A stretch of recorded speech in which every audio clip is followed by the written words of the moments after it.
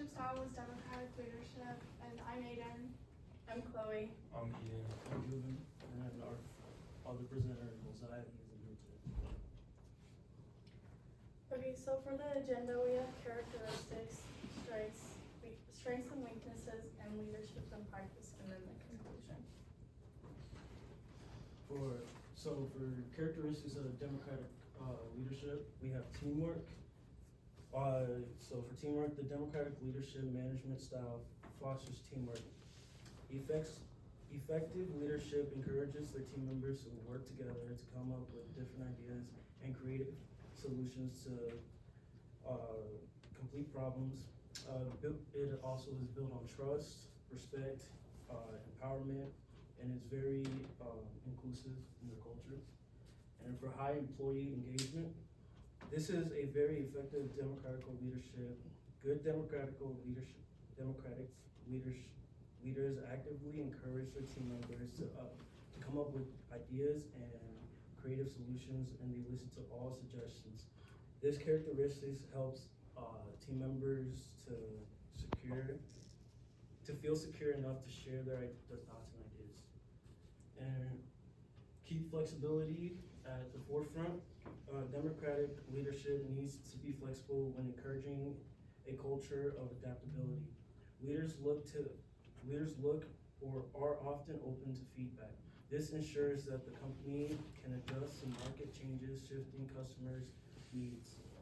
And then for transparency and communication, we have open dialogue. One key component of democratic leadership is clear, open, and consistent communication. Leaders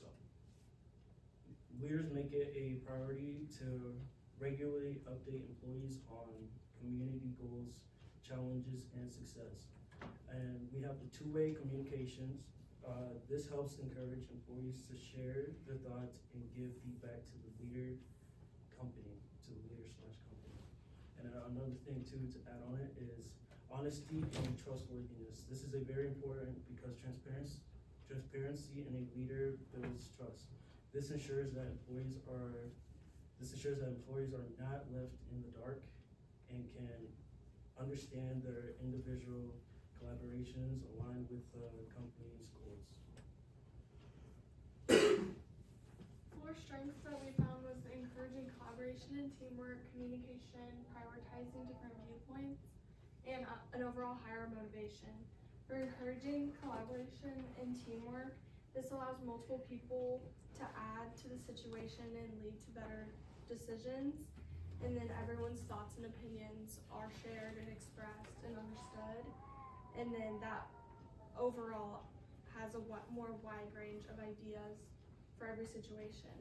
And then communication, it just allows for open communication, which leads to a positive environment that allows people to express like what they feel is best for the company or business. And then prioritizing different viewpoints, it like diverse minds allow for better ideas and decision making, and then allows everyone to have a voice and contribute to every decision. And finally, higher motivation. Studies have shown when employees feel heard, they are more engaged in discussions, and which leads to an increase in productivity and commitment. Although there is a lot of strengths that come with democratic leadership, there is also a lot of weaknesses. These weaknesses include time-consuming, poor decisions, unequal participation, relying on sharing information. Democratic leadership is about participation, inclusiveness, and diversity. It can be very time-consuming because when trying to make short and quick decisions in a business, with a lot of diversity and different opinions coming in, it takes time to come to an agreement. This leads to poor decisions because also with all these values and opinions coming in from different employees and workers, sometimes you're not getting the right expertise or knowledge needed for the requirement of the decision. This can also lead to an unequal participation because while there's everyone's opinions coming in and everyone's hearing from all of them, sometimes everyone's not going to be heard of, and this can really make people feel unequal, and it can kind of hurt the team and add fire to the team. Last, it is very reliant reliant on sharing information, because with a bunch of people with different values and traits and skills, sometimes you need to be reliant on other people, and that sometimes hurts the efficiency and communication towards the business. Leadership in practice. In a democratic leadership environment, the workplace leaders are very encouraging. They empower their workers to be very vocal and also have an open door policy where employees are welcome to talk to them without any worries. They also encourage collaborating with others and to also work with other people within the workplace. Voicing their opinions matter. In a workplace, in a democratic environment, it is highly encouraged to be able to speak your mind freely and to have a say at the table when it comes to group discussions.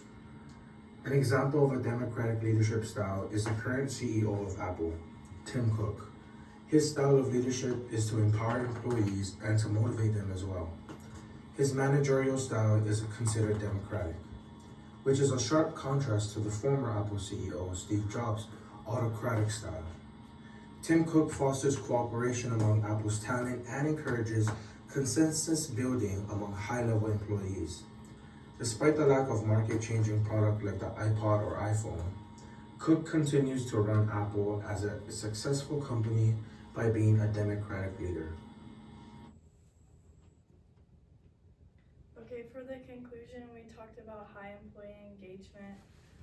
So that's about like engaged employees. They are more motivated and productive, which makes the workplace more positive. Flexibility and work-life balance. Giving flexibility helps employees balance work with personal life, improving their performance. Communication and collaboration. Clear communication builds trust and helps teams make a more positive choice. Embracing different viewpoints. That's about listening to different opinions leads to good decisions, but it needs to be managed so everyone feels heard. Leadership and empowerment. Encouraging employees to share ideas creates a respect culture, even if it slows down the decision-making process. There's our resources.